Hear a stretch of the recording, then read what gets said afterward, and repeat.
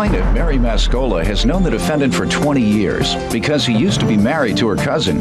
Prior to their divorce, Mary was envious of their marriage because the defendant was a doting husband and a successful policeman. However, their marriage ended due to the defendant's drug addiction, and Mary's suing her cousin's ex-husband for unpaid loans. Defendant Donald Lanowet says after he left the police force to work on his marital problems, he was down in the dumps, so he turned to prescription pills. Donald claims his addiction became so severe that he was taking 30 to 50 pills a day, and he was eventually arrested for forging prescriptions. Donald insists he's repaid a portion of the loans. All rise. This court is now in session. The Honorable Judge Greg Mathis presiding. You may now be seated. Prove your case. I've known Donald about 20 years. He married my cousin, and I was actually a member of their wedding party. We had an opportunity to know him quite well. We socialized quite frequently. He was actually a very reputable man, very prideful of his job. He was a police officer in this little Mayberry town in Connecticut. And the relationships proved to grow, and I was admirable of their relationship. He was actually very doting to his now ex-wife, but being jealous, Who was jealous of whom? I was jealous of their relationship. I wanted that for myself. He was. You wanted a marriage that you can get a divorce. Every word is woman's aspiration. Oh. No, sir. I was jealous. You said you were jealous. That was what happened to them. Correct. That is what happened. Not at the beginning. Okay. Things evolved to get to that level. Why did they break up, to your knowledge? To my knowledge, I found out that he had a drug problem. He was addicted to pain medication. All right. So at the early stages, he would come to all family functions. And coming from an Italian household, we had family functions all the time. And the only quirk that I knew about him was that he could carry a firearm on him, because he was a police officer. Mm-hmm. We had a lot of respect for his position, as we all did for him. But, we just silently said, little Barney Fife from Mayberry floating around. I said, it's no big deal, but he was a quality guy. Why you call the man Barney Fife, though? Look at him. Picture him about 20 years ago. Not much heavier than where he is now. Okay? Let me hear from you about the background before we get to the loans. Well, Your Honor, you don't normally think of a drug addict as an average, everyday, middle-class working person, okay? That has a job and a family. Most people, maybe not you, but most people think of a drug addict as like somebody shady hanging out on a street corner that's shooting heroin or smoking crack or something like that.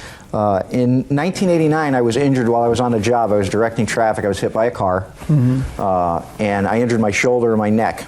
And they gave me Percocets and muscle relaxants for the pain and the... Percocet is like a heroin substitute. Oh, yeah. After about 2 months rehab, physical rehab and so forth, I went back to work full duty. And I worked until about 2003. In 2003, I left the police department. I was having some family problems with my wife, the marriage, things weren't going very well. I left the police department. I really didn't want to leave the police department. I didn't want to give up being a police officer. And I got really down about all of that, down in the dumps. Well, I started taking the Percocets just to take them. You were no longer in pain? I did, but not to the extent. In other words, the prescription for 30 pills that would last me 3 or 4 months suddenly wasn't lasting me 2 weeks, and then it wasn't lasting a week. And I go to the doctor and make up stories that the pain was getting worse, it was hurting more, and the doctor right. Within about 6 months' time, I was up to between 30 and 50 pills a day that I was taking. Jeez. I hear that, and I don't understand it at all. It's a slow process to build up to that point. So, of course, when you're taking 30 or 40 or 50 pills a day, you got to borrow a lot of money, and that's why she's suing. You have to go to different doctors, and you can't use your own insurance, because the insurance company is going to want to know why you're getting all these prescriptions and seeing all these different doctors. So what would happen? The crooked cop would go to the crooked doctor, and what would happen? Well, I wasn't a police officer at that time. Oh, okay. That's the whole reason I started taking the pills, because I wasn't. Okay. I would go to the different doctors, give them a story, give them an excuse, whatever. They'd write me a prescription, and I was seeing between 4 and 5 doctors a day sometimes in different locations. Wow. Going to different pharmacies, and I had to pay cash for all these prescriptions. I was spending $200 to $300, $400 a day sometimes, depending on how many prescriptions I got. Wow. Paying cash for them. I went through all the savings, I even, regrettably so, I even went through my kid savings. In 2004, I was arrested for doctor shopping and forging prescriptions, and I was actually arrested by the department that I used to work for. Less than a year after I had left the department. Your colleagues had to arrest you. Guys that I had worked with, in fact, one of the guys that was involved in the arrest, I was his field training officer when he got hired.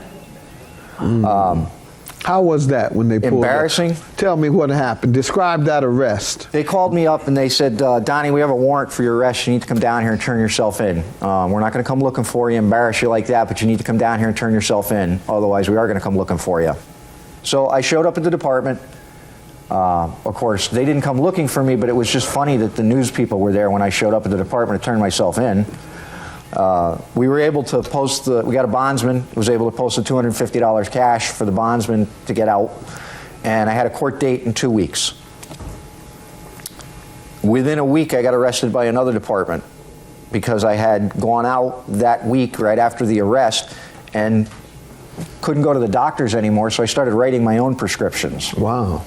Got arrested by another department. Where'd you get the pads, the script pads? I had stolen some from one of the doctor's offices that I had been in. I never used it because I was going to the different doctors, but once I had gotten arrested the first time and then couldn't go to the doctors anymore, now I started writing my own. That didn't even last a week before they caught on, and I was arrested by a second department.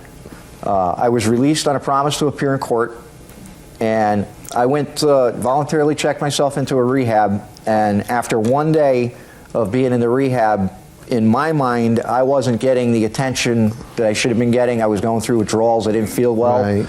So I voluntarily checked myself out against medical advice, AMA as they call it. And on my way back home, I went into a local clinic and gave the doctor a story and got a prescription for 20 Percocets, which I immediately sat in the parking lot of the pharmacy and changed to 120 and went in to try to get it filled. And the pharmacist saw that it had been changed, called the doctor up, and he said, no, I only wrote it for 20. The Connecticut State Police showed up and arrested me. Real dope fiend, didn't you? I was.